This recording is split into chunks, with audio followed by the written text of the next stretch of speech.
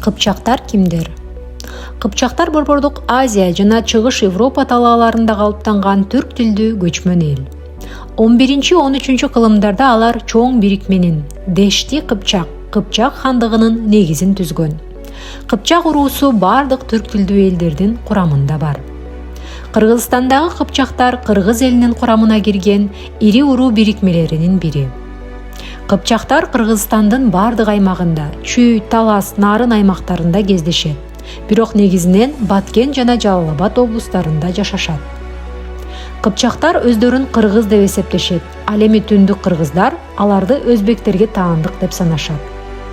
Кыпчактар бардык ичкиликтердин башка өкүлдөрү сыяктуу эле мыкты архитекторлор.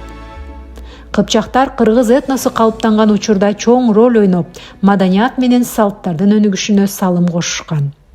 Алар көчмөн элдерге мүнөздүү болгон уруулук каада салттарды сактап келишет.